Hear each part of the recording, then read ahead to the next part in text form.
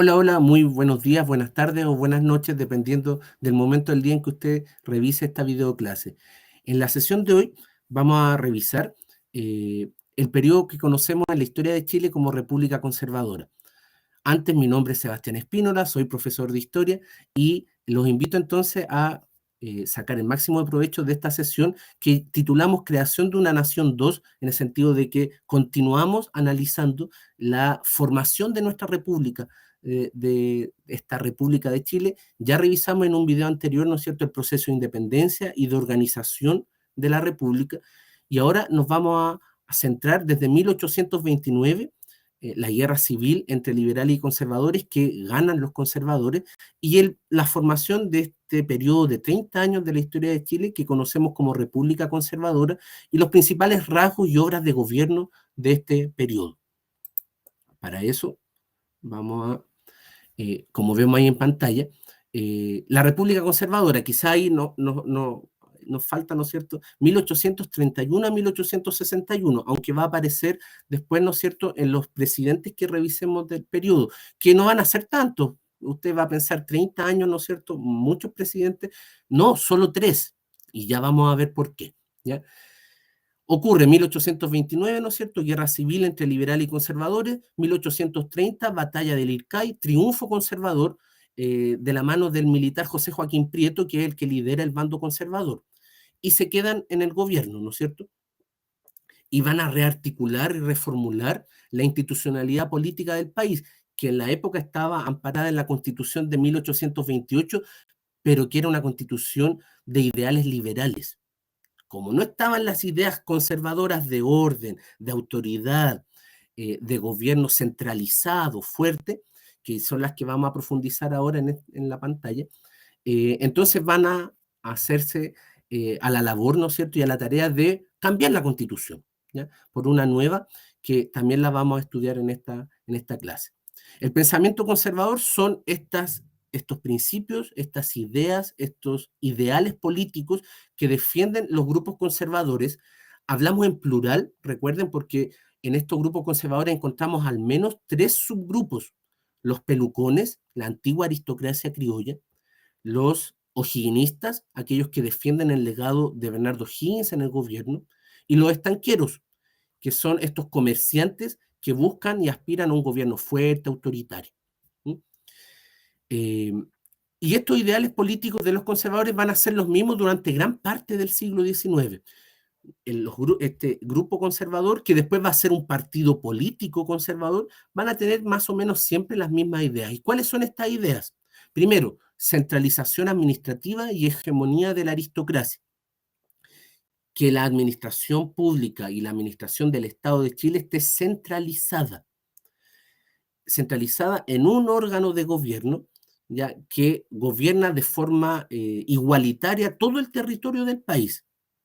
Esto es todo lo contrario a la idea federalista de gobierno, donde las provincias o las unidades territoriales que sean tienen mucha más autonomía en la toma de decisiones y no tienen que solo acatar lo que se decida en el centro. Por supuesto que esta centralización administrativa tiene como centro a Santiago, a la capital del país, donde se toman las decisiones políticas y administrativas del país, y el resto del territorio acata y obedece, ¿ya? Esa es la principal idea de cómo debe organizarse administrativamente el país, que tienen los conservadores. Después, eh, restringir la participación de los ciudadanos a través del establecimiento del sufragio censitario. El sufragio censitario es aquel voto donde las personas tienen derecho a voto, pero se les exigen algunos requisitos. Cuando yo coloco requisitos que van más allá de la mayoría de edad, entonces hablo de que en ese país hay sufragio censitario. Los conservadores dicen, en un país que está en pañales, que se está recién formando y donde la mayoría de la gente no sabe ni siquiera leer y escribir, es necesario entonces que pidamos algunos requisitos para que las personas que participen y voten tengan plena conciencia de qué es lo que significa vivir en una república y participar en una república, ¿ya? Ya vamos a ver cuáles son esos requisitos, porque van a quedar establecidos en la Constitución conservadora que se va a promulgar el año 1833.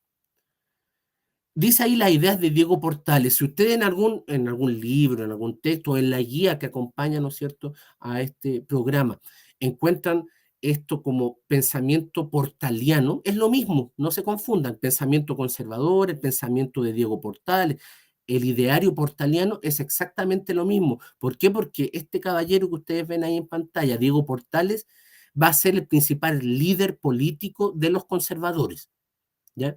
Si bien nunca va a ser presidente, sí va a ser ministro y va a ser muy importante porque él es el que defiende en la esfera pública estas ideas con mucha fuerza y con mucha potencia, ¿no es cierto?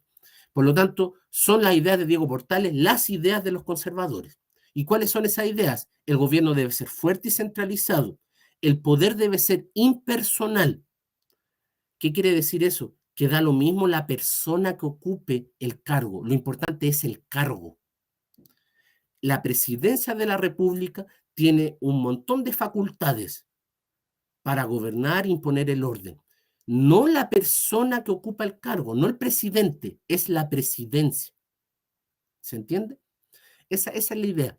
El poder es impersonal, da lo mismo la persona. El poder está en el cargo, ¿ya? En el cargo. ¿Para qué Portales defiende esta idea? Para no caer en populismos, para no caer en la dependencia de una figura X, que es lo que está ocurriendo en el resto de Latinoamérica, lamentablemente, en nuestros países vecinos en la época.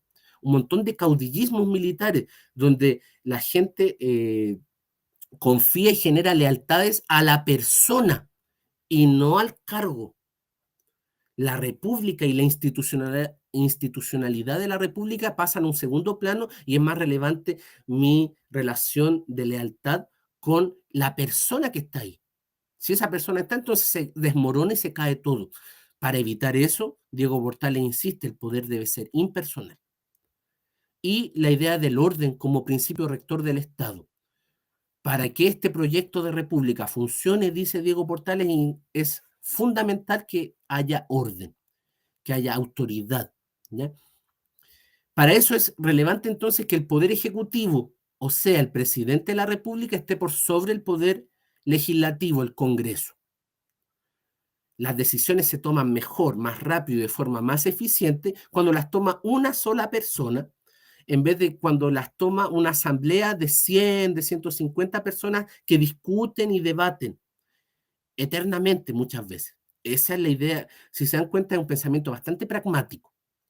Chile es un país pequeño, tiene una élite pequeña, la mayoría de las personas no sabe leer ni escribir, hay que empezar, ¿no es cierto?, todo un proceso de educación, de ampliación de la educación en el territorio. Hay que conocer también el territorio que se va a gobernar. Chile es un país pobre que tiene deudas. El proceso de independencia le dejó deudas.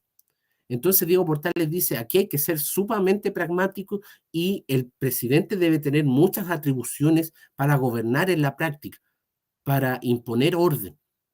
Si le damos mucha relevancia al poder legislativo, al Congreso, el Congreso puede estar mucho tiempo, quizás más democrático, sí, quizás es más democrático, pero las decisiones se tienen que tomar aquí y ahora, y no podemos esperar tanto tiempo en que se ponga de acuerdo el Congreso. ¿Sí? Por último, en el pensamiento conservador encontramos la defensa de los principios morales católicos y de la unión entre la Iglesia y el Estado, lo que conocemos como Estado confesional, un Estado que tiene una religión oficial. En la época, esto, piense que el 98%, por dar una estimación, ¿no es cierto? El 98% de las personas en Chile son católicas y eso no está puesto en duda, ¿ya? La diferencia es que los conservadores llevan eso a un plano político, a un plano institucional, donde la Iglesia y el Estado son uno mismo, ¿ya? Y se le da una relevancia importante a la Iglesia en la configuración del Estado y de las organizaciones públicas del país, ¿ya? Eso. Los liberales, en cambio, creen que eso no es necesario. Avancemos y vamos a revisar los gobiernos de la época. Les decía al comienzo de la clase, solo 3 gobiernos. ¿Por qué? Lo vamos a ver a continuación, después de estos 3 presidentes. La Constitución establece que el periodo presidencial dura 5 años, pero con posibilidad de una reelección. Por lo tanto, se termina gobernando en la práctica 10 años. cada presidente gobierna 10 años, y es lo que usted ve acá. En la parte de arriba de la presentación usted ve que dice los gobiernos conservadores o decenios. Decenio viene de 10, de los 10 años que duró cada gobierno, ¿ya? Así que también este periodo es conocido como los decenios conservadores, la república conservadora, y si usted lo ve como decenios, es lo mismo. Cada periodo presidencial terminó durando 10 años. José Joaquín Prieto, el general que lideró las tropas conservadoras en la Guerra Civil del 29, va a ser el primer presidente. Después vendrá Manuel Bulnes entre el 41 y el 51, y Manuel Montt entre el 51 y el 61. Y ahí completamos los 30 años del periodo conservador. Algo nos llamará la atención. Los primeros dos presidentes tienen uniforme militar, el último no. Manuel Montt es el primer presidente civil de la historia de Chile. El primer presidente que no es militar, ¿ya? Él era de profesión abogado. Y aquí encontramos un pequeño resumen de las cosas más importantes, las obras más relevantes de cada uno de estos presidentes. En el caso de José Joaquín Prieto, la promulgación de una nueva constitución, esta sí con los ideales conservadores, ¿ya? Sobre cómo organizar la República de Chile, la creación del Ministerio de Justicia, Culto e Instrucción Pública. Fíjense, un solo ministerio que tiene a cargo la justicia, la administración de justicia, el culto, los asuntos con la Iglesia Católica, y la instrucción pública, que vendría siendo como el Ministerio de Educación actual. Lo relevante en el gobierno de José Joaquín Prieto es que le corresponde la difícil misión de enfrentarse a Perú y Bolivia en la guerra contra la Confederación Peruano-Boliviana, el primer conflicto exterior del Chile independiente. No confundir con la Guerra del Pacífico, que es en 1879, mucho más. Nosotros nos enfrentamos como país, ¿no es cierto?, dos veces a Perú y Bolivia. Esta es la primera vez. En este caso, Chile no gana nada. Lo que gana Chile al ganar esta guerra, porque a todo esto Chile vence en esa guerra, es la libertad de seguir gobernándose autónomamente. El proyecto de República de Chile se consolida gracias a ese triunfo contra Perú y Bolivia. Esta confederación, esta alianza entre Perú y Bolivia ponía en riesgo la supervivencia del proyecto llamado República de Chile. ¿Por qué? Porque eran superiores militar y numéricamente a Chile. Y el riesgo era de que nos invadieran y formaran un solo gran país, una sola gran confederación, ¿ya? Quizás con cierto margen de autonomía, pero que perdiéramos, ¿no es cierto?, nuestra autonomía total y plena como país independiente y fuéramos parte de esta especie de confederación peruano, boliviano y chilena, iba a ser después, ¿ya? Diego Portales fue uno de los principales portavoces de quienes decían es necesario ir a pelear una guerra y defendernos. ¿Por qué? Porque o se disuelve esta confederación que pone en riesgo nuestra autonomía, o vamos a ser un Estado lacayo, ¿no es cierto?, de esta alianza entre peruanos y bolivianos que es superior militar, económica y numéricamente a nosotros. A pesar de tener todo en contra, Chile gana esa guerra y lo que consolida es entonces nuestra autonomía y la vigencia de este proyecto de país. Fíjense, estaba en pañales Chile, estábamos formando una base, ¿no es cierto? Y ya nos toca defendernos, ya exteriormente. Después vendrá el gobierno de Manuel Bulnes, donde ya se empiezan a tomar medidas de gobierno propiamente tal, donde ya está alejado el peligro de una guerra, ¿no es cierto? Y está más consolidado la independencia del país, la independencia práctica del país. Se preocupa de consolidar el gobierno territorial del país, toma posesión de Magallanes, del estrecho de Magallanes, que en nuestra constitución decía, Chile gobierna, ¿no es cierto?, desde Atacama hasta el estrecho de Magallanes, pero no había nada en Magallanes que hiciera valer, ¿no es cierto?, en la práctica esa soberanía chilena. Por lo tanto, hay que ir y primero se funda el Fuerte Bulnes, precisamente en honor al presidente Manuel Bulnes, y luego la ciudad de Magallanes, perdón, de la ciudad de Punta Arenas, para mostrar, ¿no es cierto?, que acá hay presencia del Estado chileno, con autoridades chilenas, militares chilenos, edificios y ciudadanos chilenos, ¿ya? Se dicta la ley de colonización de la zona de Valdivia y Yanquihue, la zona sur, donde también la presencia del Estado chileno era muy, muy débil, por no decir casi inexistente. Recordar que Valdivia es una ciudad colonial, pero los mapuches generalmente la quemaban, la saqueaban, entonces no era una ciudad vigorosa. Entonces había que como refundarla. Se funda la Quinta Normal de Agricultura para potenciar la agricultura en el país, para traer nuevos mecanismos, nuevas tecnologías al mundo agrícola, y se funda la Universidad de Chile, la principal obra educacional de este periodo, lo que viene a mostrar, ¿no es cierto?, la preocupación de los gobiernos conservadores por el tema educativo, ¿ya? La principal universidad estatal pública del país. Y Escuela Normal de Preceptores, que es una especie de instituto pedagógico donde se van a formar profesores, precisamente como muestra de esa preocupación por la educación. Hacía falta, ¿no es cierto?, profesionales, personas, ¿no es cierto?, que pudieran enseñar en el territorio. Si vamos a fundar escuelas, liceos en distintos lugares del país, necesitamos profesores que puedan enseñar en esos lugares. Por último, la presidencia de Manuel Montt, donde se extienden las líneas férreas que ya se habían empezado a construir en los gobiernos anteriores para conectar el país. Se promulga una ley de bancos. Si se fijan, ya aquí ya hay obras, ¿no es cierto?, administrativas. Ya una vez consolidado, ¿no es cierto?, más o menos el gobierno independiente del país, podemos empezar a hacer cosas, ¿ya? Se promulga el Código Civil. Para eso vino Andrés Bello, este ilustre ciudadano venezolano al cual le daremos después la ciudadanía por gracia chilena, porque funda la Universidad de Chile, es su primer rector, y después toma esta misión de redactar un código civil, una ley que regule las relaciones civiles entre los ciudadanos, los contratos, el arriendo, la compra y venta, y todo ese tipo de cosas que está en el Código Civil, que sigue vigente hasta el día de hoy en Chile. La ley de instrucción primaria y muchos avances educacionales, mucha fundación de liceos sobre todo, en cada provincia, al menos un liceo público, ¿ya? Primero de hombres nomás, después vendrán liceos de niñas también más adelante. Avancemos y revisemos también lo que yo les comentaba, las principales estipulaciones de la Constitución del 33, que ustedes las ven acá resumidas en pantalla. Ahí está la portada de la Constitución, fue redactada por una comisión constituyente presidida por Mariano Egaña, también un ilustre conservador de la época. Y estas son las principales estipulaciones, las vamos a dividir en poder ejecutivo, poder legislativo, sufragio y religión.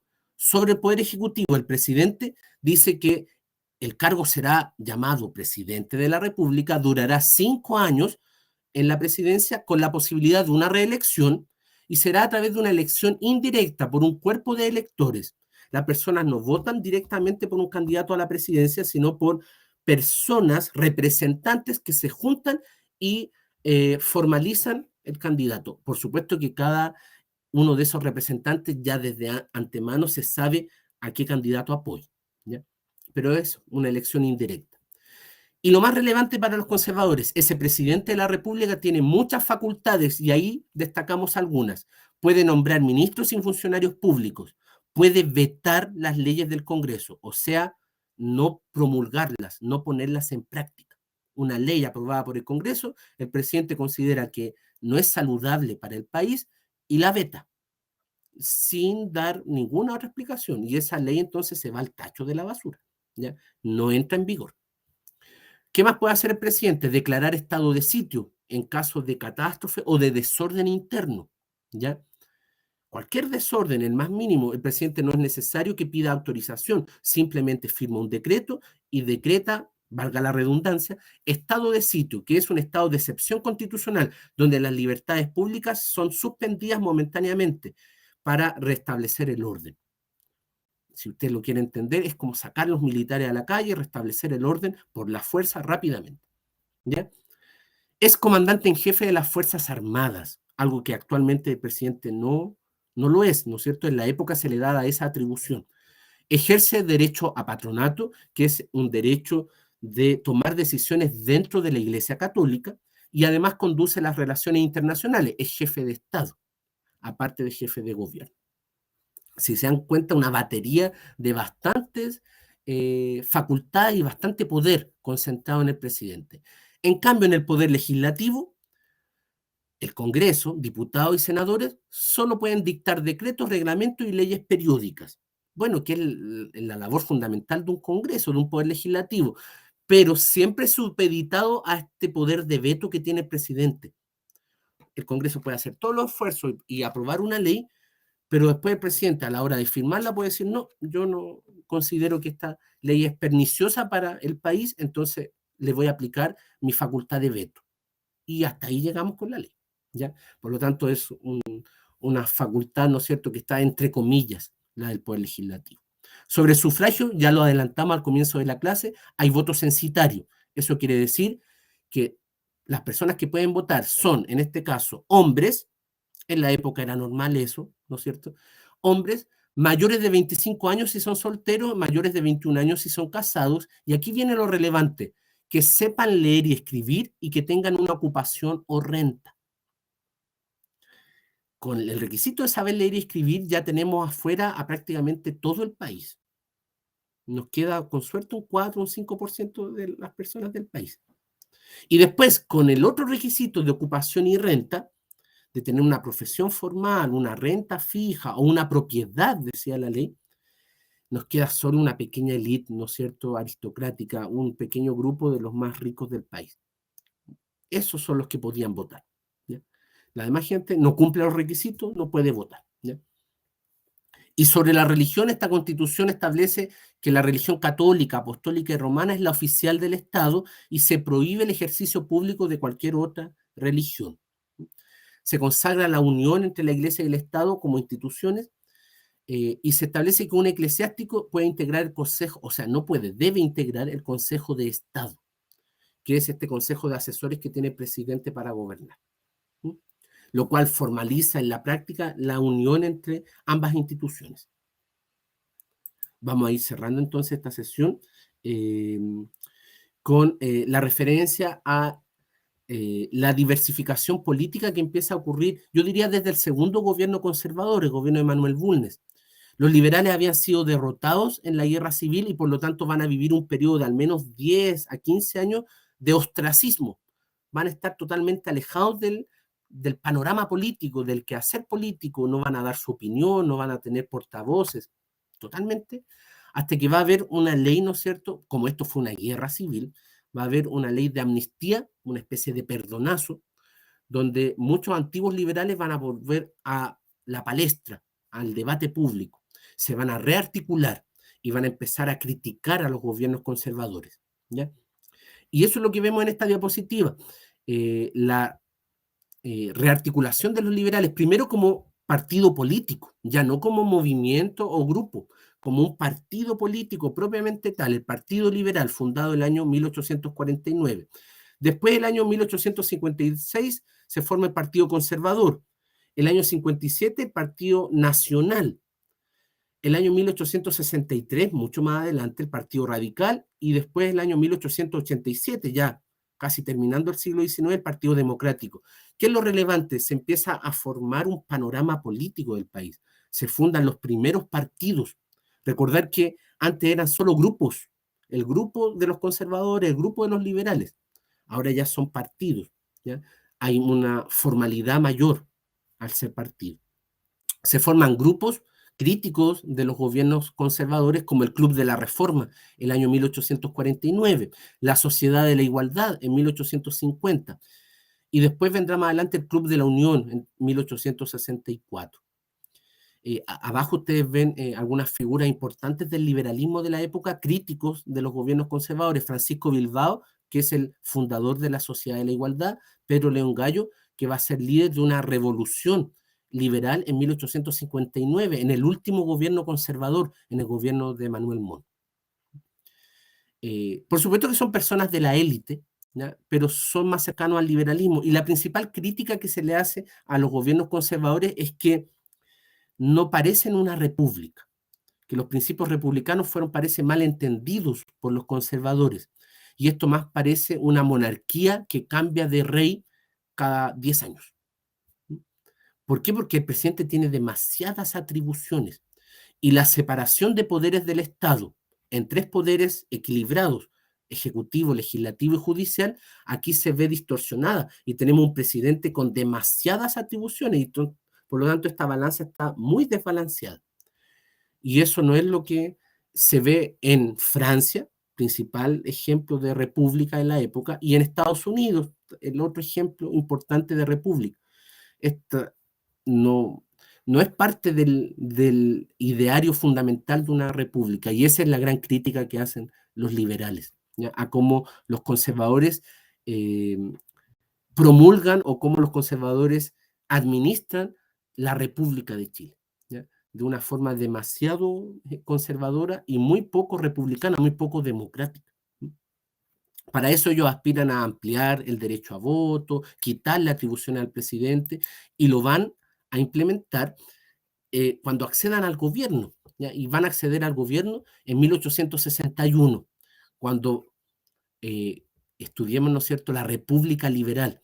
Otros 30 años, pero ahora de gobiernos liberales, donde se van a implementar distintas reformas, ¿no es cierto?, siguiendo la línea y la tónica del pensamiento liberal. En última instancia, acá en pantalla ustedes ven algunos métodos de difusión de las ideas liberales de la época. Va a ser muy relevante la Universidad de Chile, ¿ya?, como centro de pensamiento, la contratación de intelectuales europeos que van a venir, ¿no es cierto?, a dar clases en la Universidad de Chile, a estudiar la naturaleza, la geografía, el territorio del país. Por ahí está el francés Claudio Gay, en la imagen, está Andrés Bello, ¿no es cierto? También lo mencionamos en las clases. Es muy, muy relevante, ¿no es cierto?, ese influjo europeo internacional que llega desde 1840, yo diría fundamentalmente a través del impulso educativo de los gobiernos conservadores, y que traen estas ideas mucho más frescas, ¿no es cierto?, sobre cómo debe ser una república y cómo se está implementando el ideal republicano en Europa, ¿ya? Eso. Les agradezco mucho la atención, espero que le haya sido de mucha utilidad esta sesión y nos estaremos viendo en una siguiente videoclase. Un gusto como siempre. Chao, chao.